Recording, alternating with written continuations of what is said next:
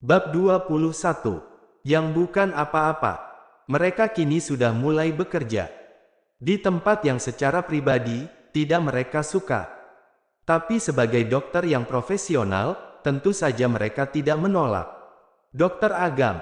Loh, Ray. Kamu sekarang di sini. Iya dok, sekarang aku bertugas di sini. Oh ya, kalau dokter ada waktu, aku mau mentraktir dokter.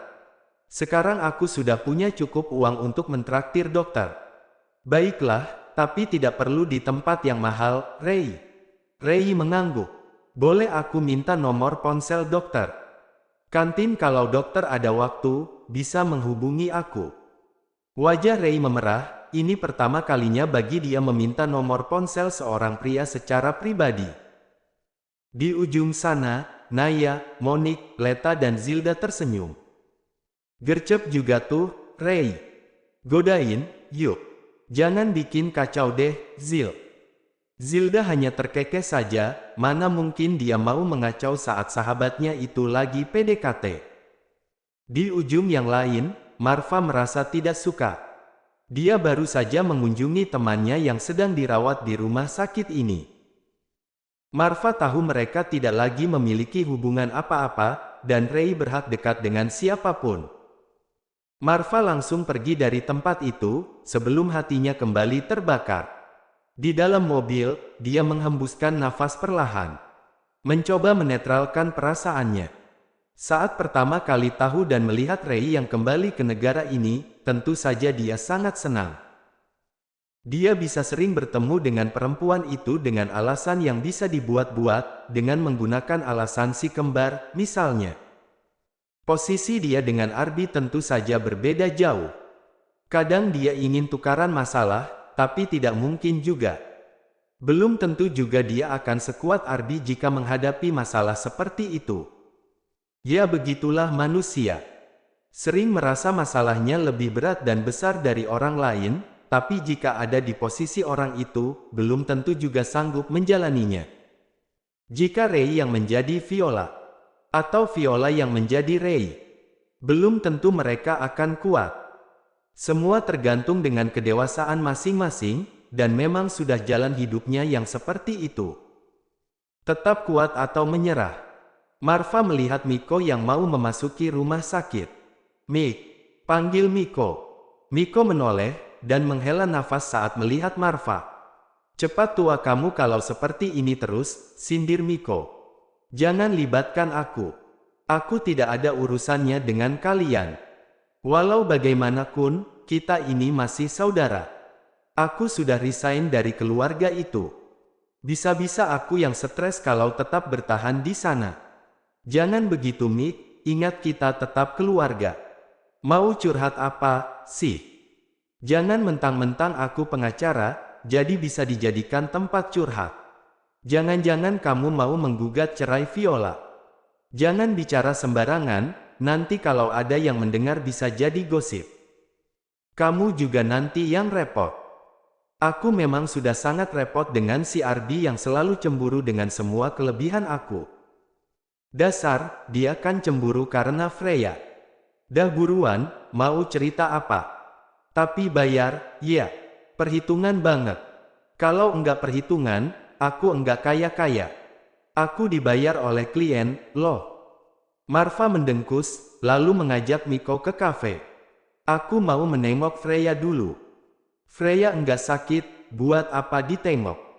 Nanti kalau Ardi tahu dia bisa marah-marah. Heleh, kenapa aku harus takut sama dia? Biar nanti Freya aku rebut, biar tahu rasa dia. Miko langsung tertawa melihat wajah Marva yang sudah tidak sabaran. Miko memang hobi membuat mereka kesal. Jika ada kesempatan, Marva akan mengajak anak-anaknya bertemu dengan Ray. Tentu saja tanpa sepengetahuan keluarganya, termasuk Viola. Sebenarnya itu bukan keinginan Marva saja, tapi juga si kembar yang sering mengajak bertemu dengan Ray. Apa ini karena ikatan batin di antara mereka? Para perempuan itu yang masih harus bolak-balik Jakarta-London, tentu saja membuat mereka, para pria yang sedang PDKT itu memanfaat waktu sebaik mungkin. Viola semakin merasa cemas, dia kembali teringat kejadian beberapa waktu lalu, saat perayaan ulang tahun rumah sakit keluarga Abraham itu. Ray dan sahabat-sahabatnya, juga banyak dokter lainnya diundang dalam acara itu. Untuk salah satu hiburannya, Arby dan saudara-saudaranya menyanyikan sebuah lagu. Marva ikut bernyanyi sambil menatap dalam Ray, yang membuat Viola merasa sangat kesal. Viola benar-benar merasa tidak nyaman dengan tatapan mata Marva pada Ray. Jika orang lain merasa terhibur dan benar-benar menikmati lagu yang dinyanyikan oleh Arby dan yang lain, tapi tidak dengan Viola, kedua orang tua Marva dan kakeknya. Ingin sekali Vio menarik tangan Marva dan mengajaknya pulang, tapi tentu saja itu tidak mungkin. Apalagi setelah orang-orang meminta pada Freya dan teman-temannya untuk ikut bernyanyi. Ray yang terlihat malu-malu itu pun punya pesonanya sendiri. Mereka memang memiliki aura masing-masing. Rasa cemburu membuat seseorang menjadi bodoh. Yang tidak salah pun akan kena dampak. Vio juga jadi merasa kesal dengan Freya dan yang lainnya. Bagi Vio, Freya itu seperti menjadi jembatan kedekatan Ray dengan Marva dan anak-anaknya. Kenapa begitu? Karena Ciro pasti mau selalu dekat dengan mominya itu, sedangkan Arby juga pasti seperti itu, baik dengan alasan Ciro atau bukan. Jika sudah seperti itu, maka si kembar juga akan ikut-ikutan. Mereka sering ikut kemana saja Ciro pergi, apalagi kalau ke luar negeri. Vio tidak sadar bahwa kedekatan anak-anaknya dengan Ciro memang sudah menjadi tuntutan dan didikan keluarga, agar bisa dekat dan akur dengan saudara meski hanya sepupu, kecuali satu yang menyimpang. Sama saja seperti Arby yang selalu bersama Iqmal di Singapura dulu, lalu mereka kembali ke Jakarta dan bersama Marcel juga Vian. Hubungan keluarga, meski tidak secara langsung, memang harus tetap terjalin dengan baik. Arby sendiri juga selalu mengajarkan Ciro untuk baik dan sayang pada Radi dan Raine. Seperti itulah cemburunya Vio. Kenapa mereka harus bersahabat? Dan kenapa mereka Iqmal, Vian dan Marcel harus dekat dengan teman-temannya Monique, Leta dan Zilda? Sesampainya di rumah setelah acara ulang tahun itu, Marva harus menanggung dan menjawab pertanyaan dari keluarganya. Kenapa kamu harus bersikap seperti itu? Itu ide Arby. Dia yang mau. Lalu kenapa kamu ikut-ikutan? Kamu kan sudah punya istri. Ya ampun, itu kan hanya lagu, aku hanya bernyanyi saja. Semua Arby yang mengaturnya. Kenapa kamu harus memandangnya seperti itu? Kan aku sudah bilang, memang seperti itu konsepnya. Jangan berlebihan menanggapi semuanya. Lain kali jangan seperti itu, Marva.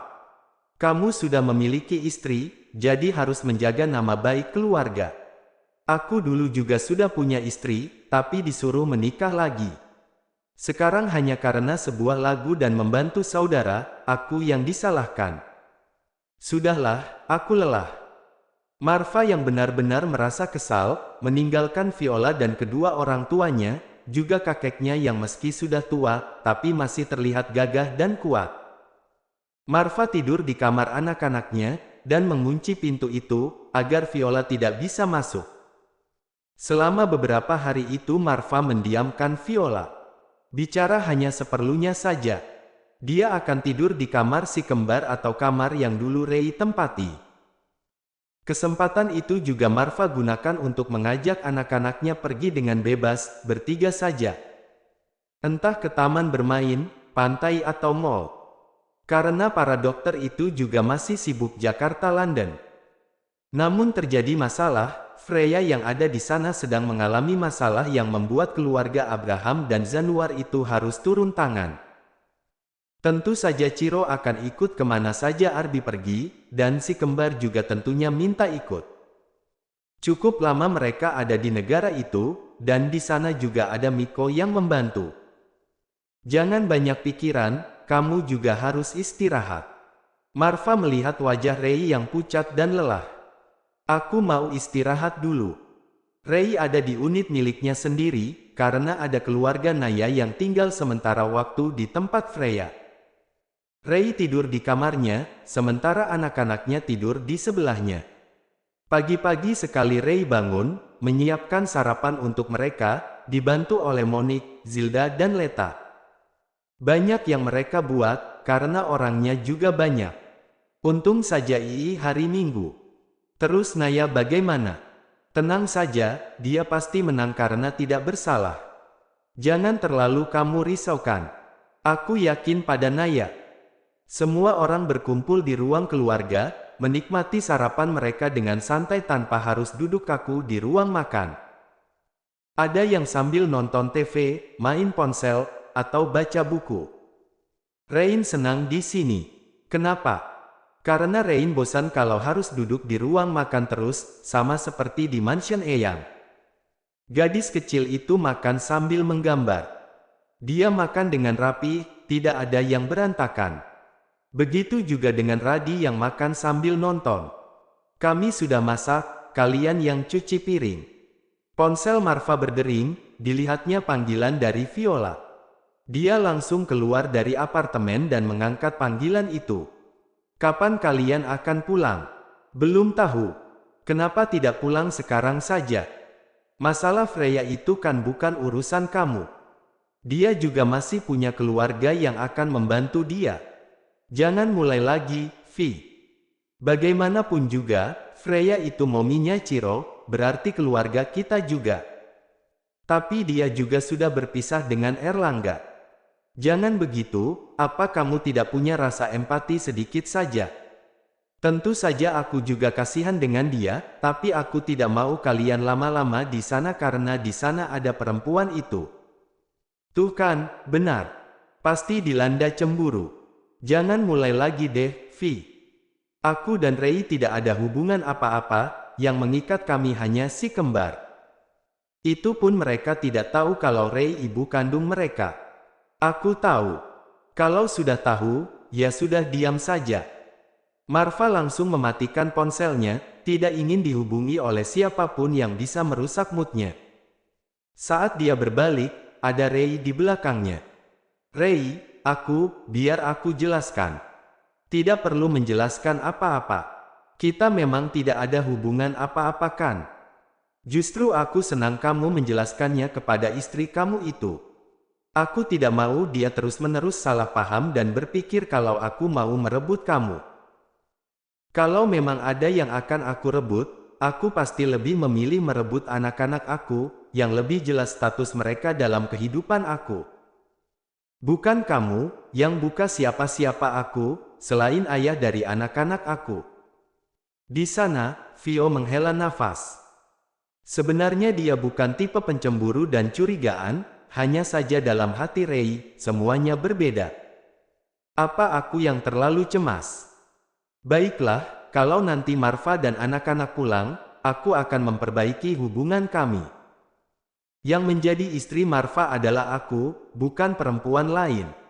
Ray membawa kue yang baru saja dibuat untuk Naya dan keluarganya. Membiarkan Marva sendiri yang diam setelah mendengar perkataan Ray. Benar, hubungan mereka adalah masa lalu yang belum tentu menjadi masa depan. Setelah beberapa waktu, kasus yang melibatkan Naya akhirnya selesai juga. Perempuan itu bisa kembali bekerja. Seperti itulah Vio, yang selalu cemas dan menaruh curiga. Tapi sikap anak-anak yang selalu baik padanya, dan tidak pernah menyebut nama Ray apalagi menceritakan kedekatan Marva pada Ray, membuat Vio merasa lega. Akhirnya kalian pulang juga. Mama kangen berat sama kalian ayah dan anak-anak kesayangan Mama.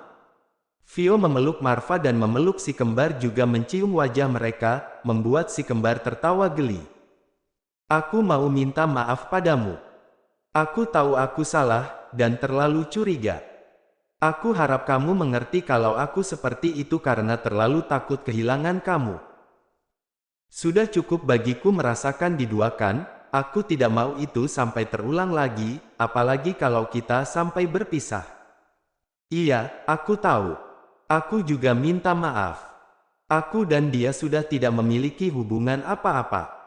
Setidaknya, hingga saat ini tidak ada hubungan apa-apa. Tidak tahu kalau nanti. Entah kenapa Marva membatin seperti itu.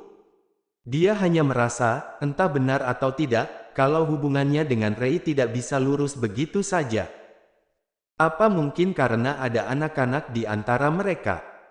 Toh cepat atau lambat, Marva yakin kalau si kembar juga akan tahu siapa ibu kandung mereka. Tidak tahu dari mana atau siapa nanti mereka akan tahu. Vio menggandeng tangan Marva, mengajaknya ke ruang keluarga. Bagaimana keadaan Freya? Dia baik-baik saja. Sudah bisa kembali bekerja. Syukurlah kalau seperti itu. Vio dan Freya memang tidak akrab.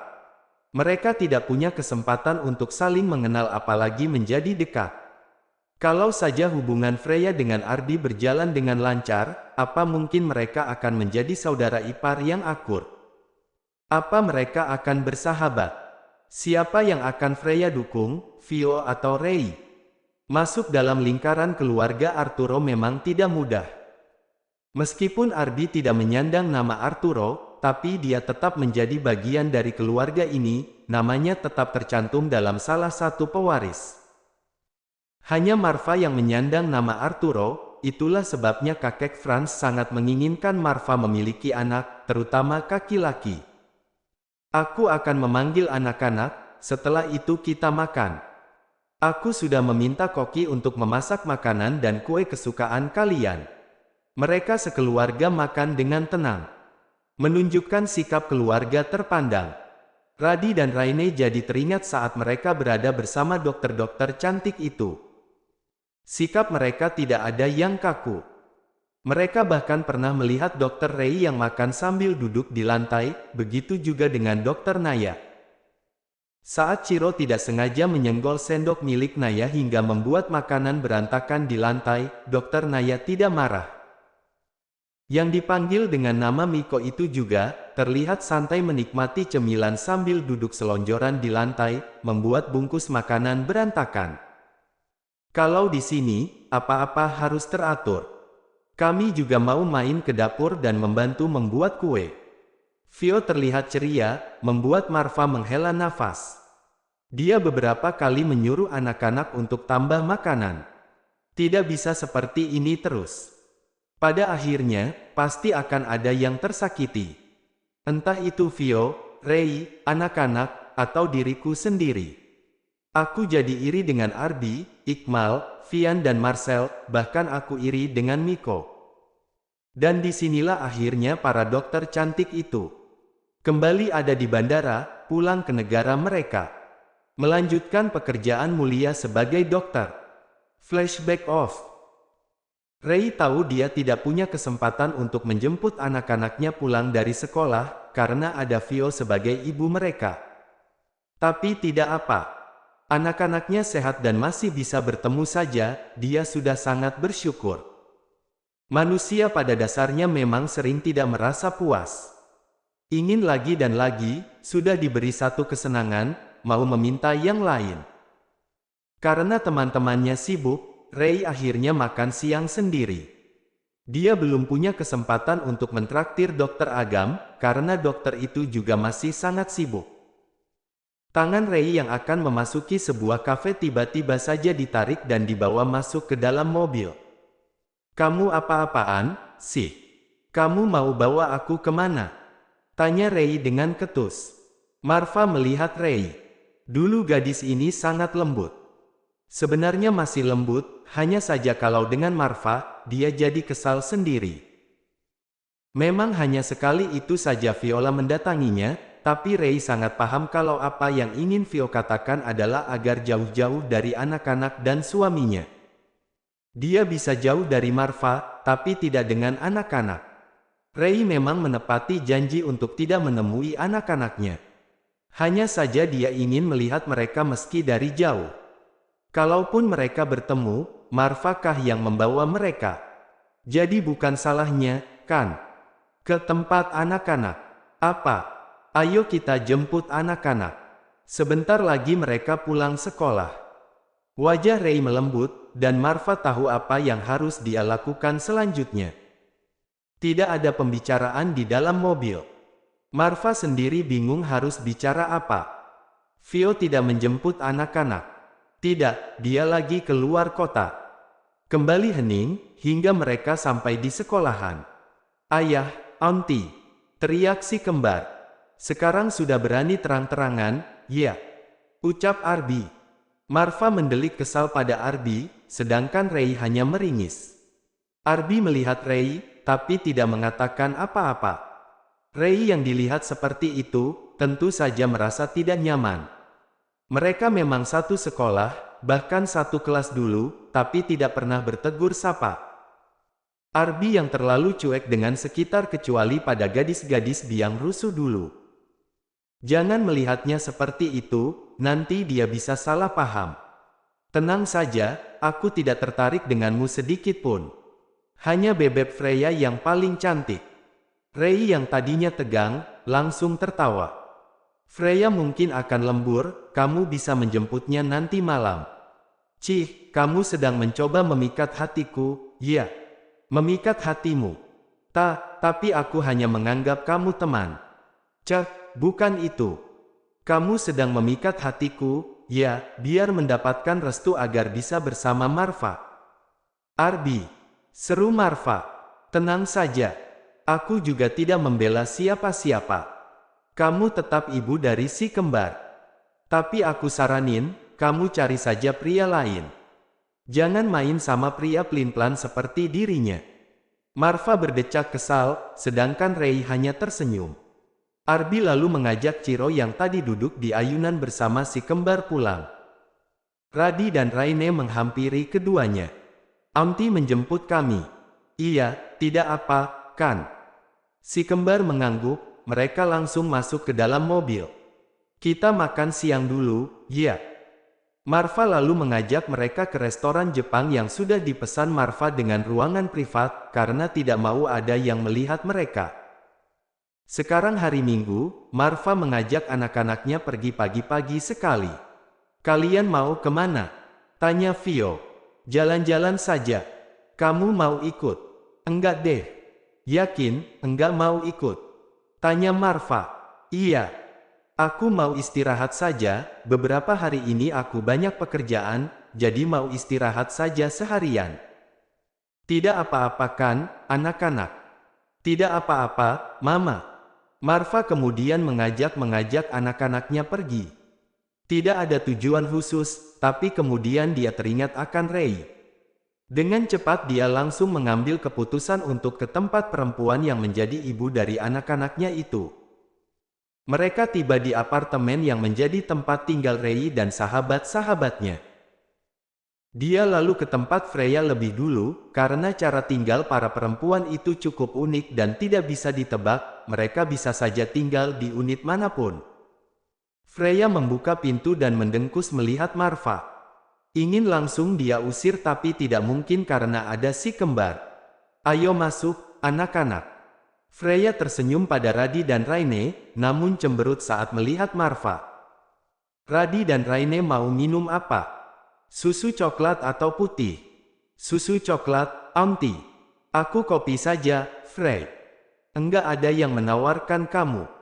Kalau mau minum beli saja di luar sana, dan langsung pulang kembali ke rumahmu.